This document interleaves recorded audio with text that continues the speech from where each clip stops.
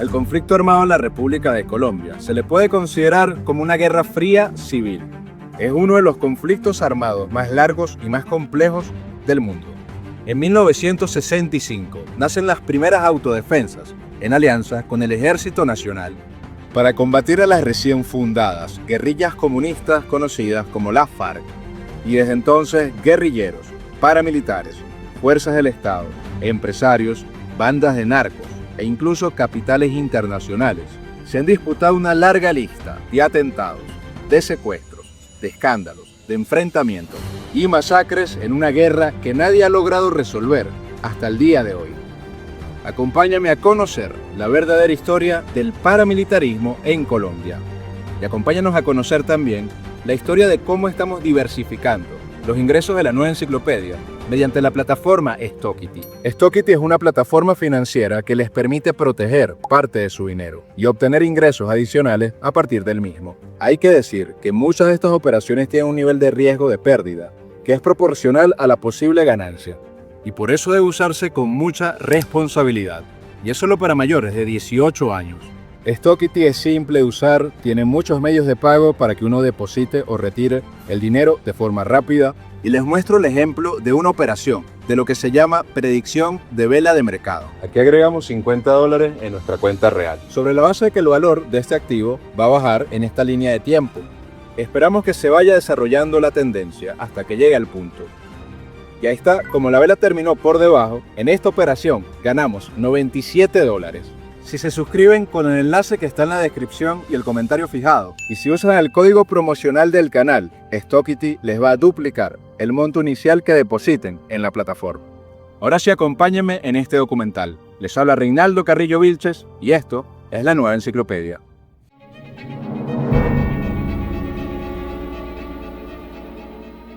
Para conocer la historia de las Autodefensas Unidas de Colombia, también llamadas como paramilitares, primero debemos conocer el estado de la nación neogranadina para la segunda mitad del siglo XX. Como contamos en nuestro video de la historia de la guerrilla en Colombia, hacia los años 60 el país vivía el surgimiento de los primeros grupos guerrilleros de izquierda en lugares como el departamento de Tolima, con las Fuerzas Armadas Revolucionarias de Colombia, también conocidas como la FARC, y en el departamento de Santander, con el Ejército de Liberación Nacional, conocido como el ELN.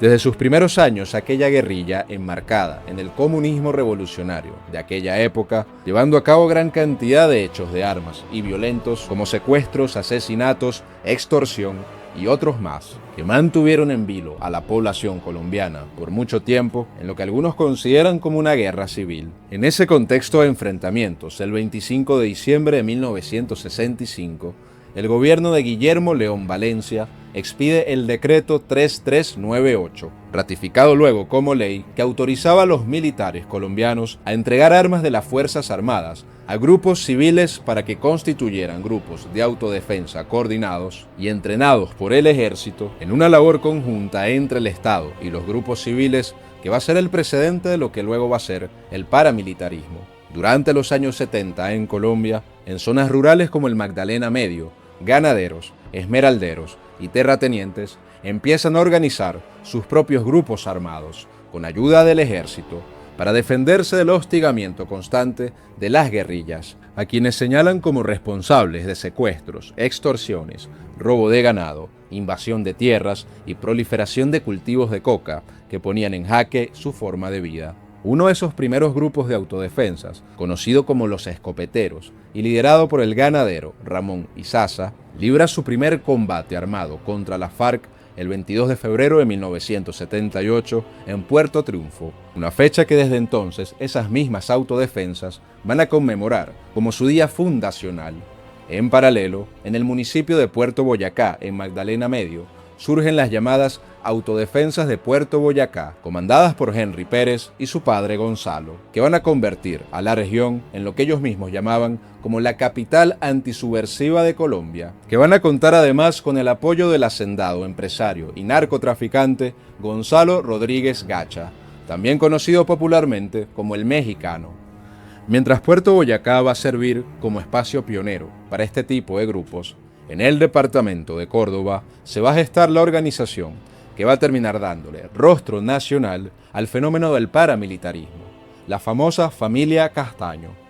En 1979, presuntos hombres del Cuarto Frente de la FARC secuestran y asesinan a Jesús Castaño, el padre de los hermanos Fidel, Carlos y Vicente Castaño. Pese a que la familia ya había pagado la mitad del rescate exigido, ese homicidio marca a los tres hermanos de por vida. Entrenados militarmente por las autodefensas de Puerto Boyacá, los Castaño fundan su propio grupo armado, conocido primero como Muerte a Revolucionarios del Nordeste y después como Los Tangueros, un grupo financiado por hacendados, ganaderos, empresarios, incluso por parte del propio cartel de Medellín, del que Fidel Castaño era un socio cercano. Sin embargo, años después, en 1989, el cartel de Medellín se les voltea e inicia una persecución contra varios de sus antiguos aliados. Los hermanos Castaño deciden desertar y junto al exguerrillero, alias Don Berna, fundan el grupo llamado como Los Pepes, un acrónimo de Los Perseguidos por Pablo Escobar, un grupo de vigilantes cuyo principal objetivo era acabar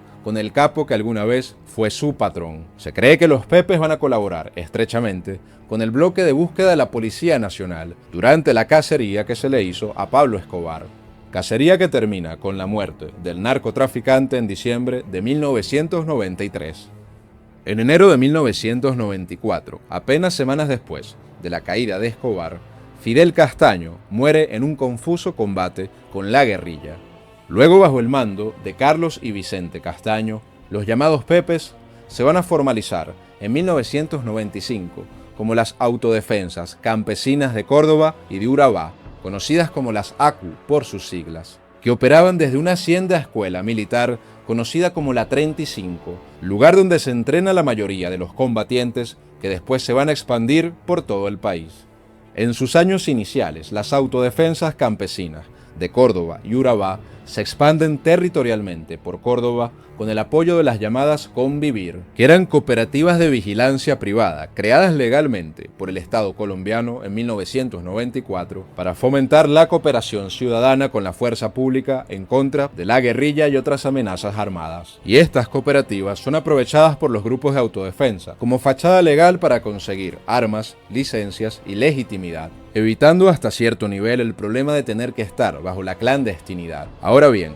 las autodefensas de Córdoba y de Urabá no eran las únicas que se habían creado en el país. En los llanos orientales, ganaderos y esmeralderos, como Víctor Carranza, con apoyo de narcotraficantes como el ya mencionado Rodríguez Gacha, organizan desde los años 70 sus propios grupos de seguridad privada, conocidos como los carranceros, y de esa forma enfrentaban el robo de ganado y la extorsión sistemática que la FARC y el ELN imponían sobre el Meta, Casanare y Bichada. A su vez, en el Magdalena Medio, además de las ya mencionadas autodefensas de Puerto Boyacá, operaban grupos armados menores dedicados a la misma mezcla de protección a los ganaderos contra el cobro de vacunas, que es el eufemismo local para la extorsión, y a los enfrentamientos directos con los guerrilleros de la región. Pero va a ser el 18 de abril de 1997, en una reunión que se va a sellar el destino del conflicto armado colombiano durante la década siguiente. Las autodefensas campesinas de Córdoba y Urabá se van a aliar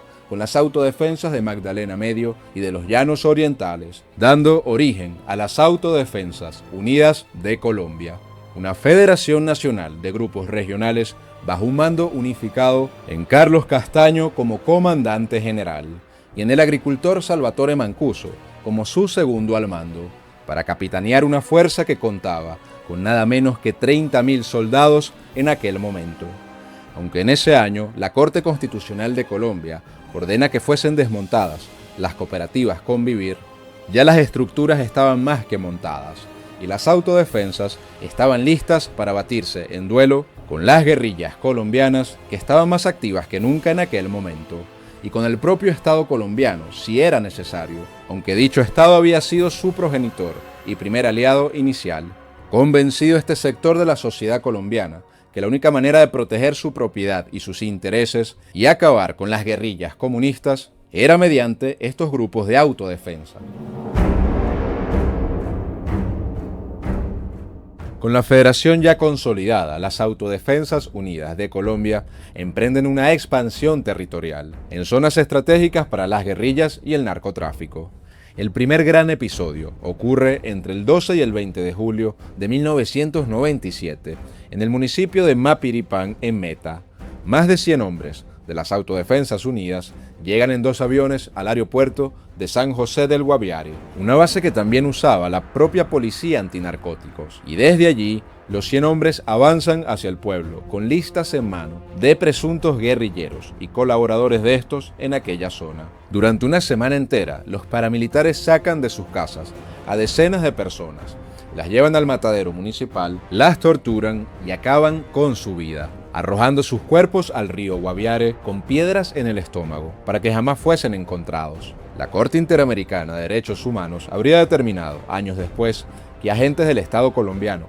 permitieron el ingreso y la operación de los paramilitares en una masacre cuya cifra real de víctimas, según diversos historiadores, sigue siendo un misterio hasta el día de hoy.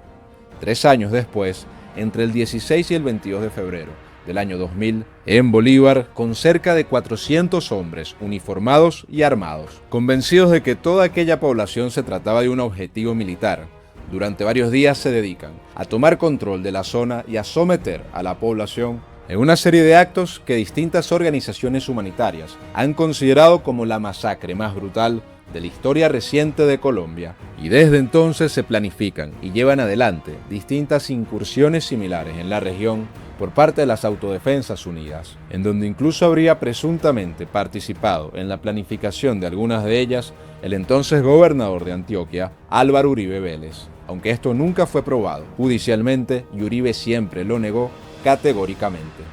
Era un enfrentamiento armado donde había múltiples intereses complejos entre sí, desde ganaderos y hacendados protegiendo sus tierras, hasta narcotraficantes protegiendo sus operaciones y gobernantes tratando de mantener algo de orden público. De todas estas fuentes venía el financiamiento de estos grupos armados de lado y lado. De esta forma, las Autodefensas Unidas se dedican en los siguientes años a realizar miles de operaciones armadas de distinta índole para avanzar sus objetivos. Según el Observatorio de Memoria del Conflicto, las autodefensas son acusadas de haber causado más de 260.000 víctimas mortales, además de haber exterminado al partido Unión Patriótica, el partido político que agrupaba a exguerrilleros desmovilizados, acabando con la vida de alrededor de 6.000 dirigentes y simpatizantes de aquella organización entre los años 80 y 90.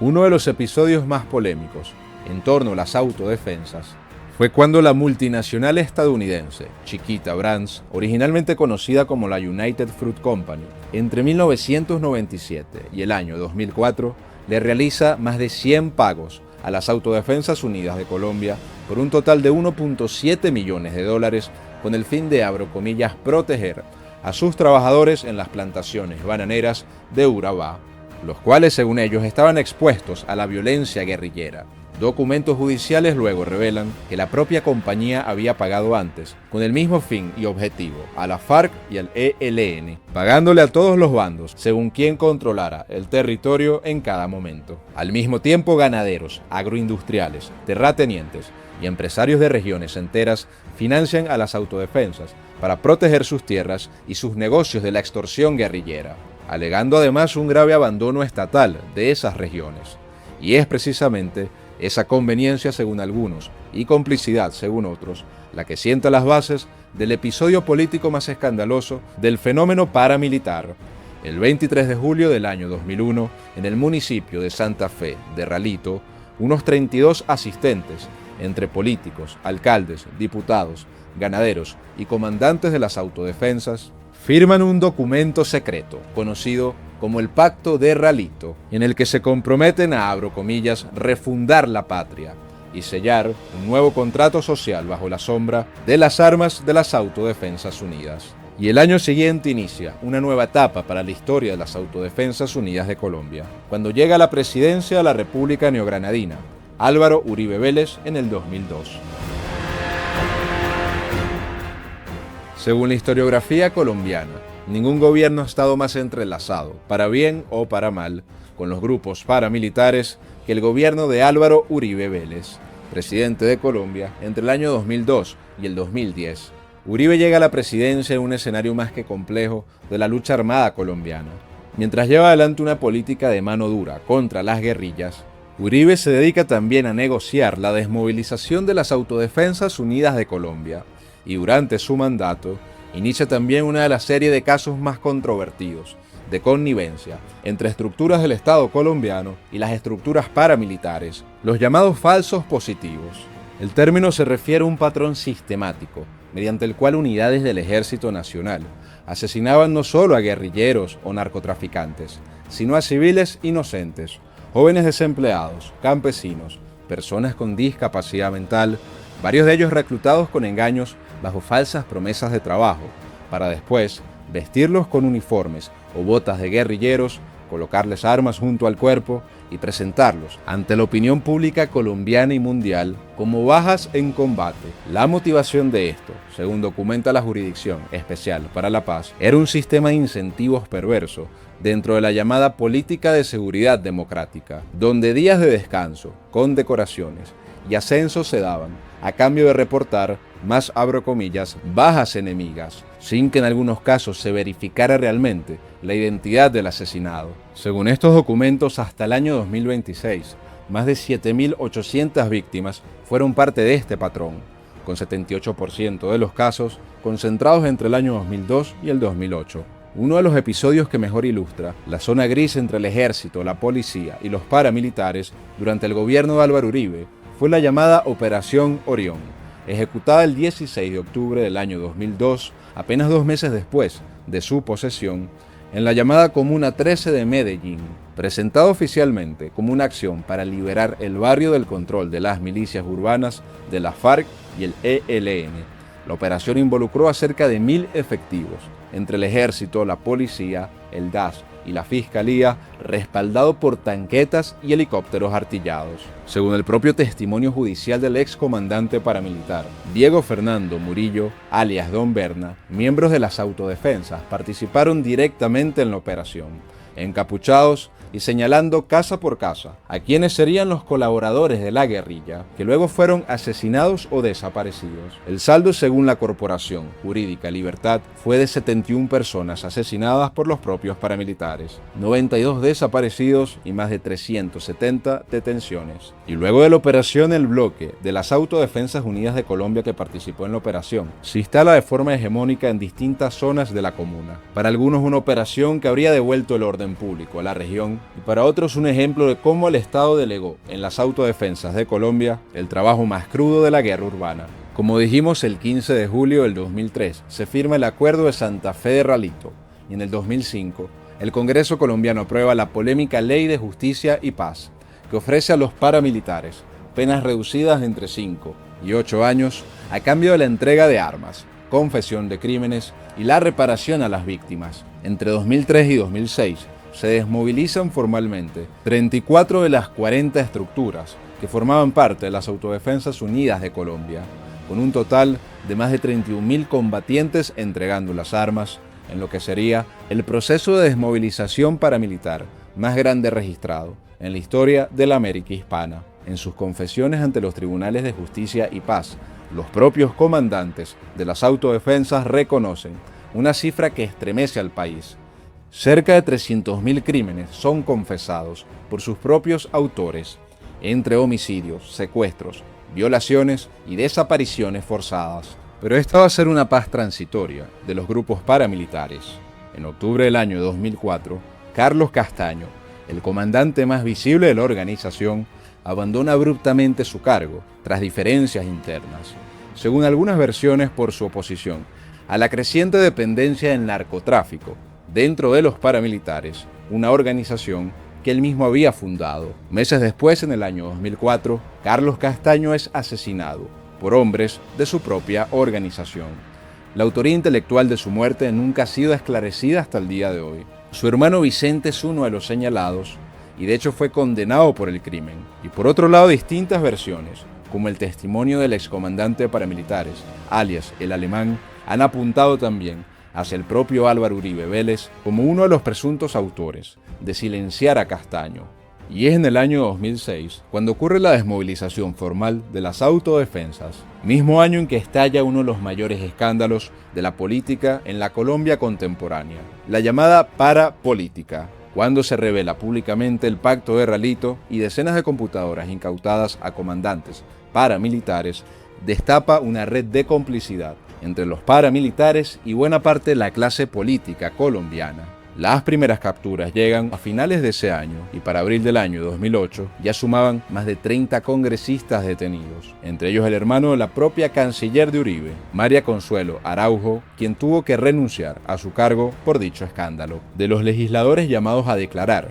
21 prefieren renunciar a sus curules antes que ser juzgados por la Corte Suprema. Para el año 2019, más de 60 excongresistas habían sido condenados por vínculos con el paramilitarismo, entre ellos gobernadores, alcaldes, un exdirector de los servicios de inteligencia del Estado y un primo del presidente Uribe, Mario Uribe Escobar. El escándalo supera ampliamente el llamado Proceso 8000 de los años 90, en el que habían sido condenados 26 congresistas colombianos por financiación al narcotráfico, y deja varias preguntas que la República Colombiana no ha terminado de responder del todo. Para el año 2008, según algunos analistas, buscando silenciar las confesiones que cada vez más comprometían a políticos, empresarios y militares, durante el gobierno Uribe son extraditados a Estados Unidos 14 de los principales jefes paramilitares que se habían desmovilizado, entre ellos Salvatore Mancuso, bajo cargos de narcotráfico. El propio Mancuso declara después que la extradición había sido, en sus palabras, una manera de, abro comillas, taparnos la boca, justo cuando sus testimonios amenazaban con salpicar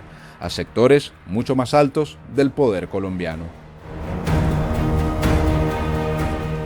Aunque las Autodefensas Unidas de Colombia son desmovilizadas oficialmente en agosto del 2006, esto no llega a significar el fin del fenómeno paramilitar, sino una mutación hacia una nueva generación de estructuras que la prensa colombiana bautizó como, abro comillas, bandas criminales o BACRIM, grupos como los Rastrojos, las Águilas Negras, los Paisas y el ERPAC, muchos de ellos fundados por antiguos mandos medios de las autodefensas que jamás se desmovilizaron o que retornaron a las armas apenas semanas después de haberlas entregado. Por encima de todos ellos, con el tiempo se impone una de las organizaciones armadas más poderosas de Colombia hasta el día de hoy, el llamado el Clan del Golfo, también llamado como Autodefensas Gaitanistas de Colombia. El origen de este grupo se remonta directamente al propio Vicente Castaño, que en el año 2006 se niega a desmovilizarse y rearma una estructura paramilitar bajo el mando de los hermanos Juan de Dios y Dairo Antonio Úsuga. Este último también conocido como Otoniel. Luego de la muerte de su hermano en un enfrentamiento con la policía en el año 2012, Otoniel se convierte en el narcotraficante más buscado de Colombia, construyendo un imperio de negocios y de crímenes que estaba presente en casi 300 de los 1.102 municipios de Colombia, con negocios en el área del narcotráfico, la minería y la extorsión. Otoniel es capturado el 23 de octubre del año 2021 en un operativo con 500 uniformados y 22 helicópteros, y es extraditado a los Estados Unidos, donde hoy cumple una condena de 45 años de prisión. Lejos de desaparecer, luego de la caída de su fundador, el Clan del Golfo o las Autodefensas Gaitanistas, se reorganizan bajo el mando de Giovannis de Jesús Ávila Villadiego, alias Chiquito Malo, que hoy continúa operando como la principal fuerza paramilitar del país, con miles de combatientes y un modelo que algunos han llamado como de franquicia, donde se subcontratan estructuras armadas locales sin perder el control centralizado de la organización. En el año 2025, el propio Departamento de Estado de los Estados Unidos designa a las Autodefensas Gaitanistas como una organización terrorista extranjera, describiéndola como una organización violenta y poderosa, financiada por el tráfico de estupefacientes. Para el año 2026, en el marco de la política de paz total del gobierno de Gustavo Petro, el Clan del Golfo ha sostenido negociaciones intermitentes con el Estado colombiano, marcadas por suspensiones, desconfianza mutua y el incumplimiento reiterado de los compromisos de ser trasladados a zonas de ubicación temporal. El propio Gustavo Petro llega a prometerle públicamente al presidente de los Estados Unidos, Donald Trump, la captura de Chiquito Malo en un plazo de 2 meses, una promesa que hasta la fecha de esta narración no se ha cumplido. Analistas de seguridad de Inside Crime coinciden en que la estructura de este grupo, organizada bajo una lógica de franquicia que le permite subcontratar células locales, hace prácticamente imposible que la caída de un solo líder, por más emblemático que sea, como ocurrió con Otoniel, llegue a significar el fin verdadero de este grupo paramilitar. Cada cabecilla capturada o abatida es sustituida en cuestión de semanas sin que la organización detenga jamás su marcha. Por eso es que aunque desaparece formalmente en el año 2006, el paramilitarismo en Colombia, al igual que el fenómeno de las guerrillas, sigue pareciendo un cuento de nunca acabar, que sigue cobrando vidas en la nación sudamericana. Y al día de hoy, varias décadas después, ni las guerrillas, ni los paramilitares, ni el Estado colombiano están cerca de lograr sus objetivos. Muy lejanos se ven aquellas metas de paz total idílica para Colombia y de seguridad democrática.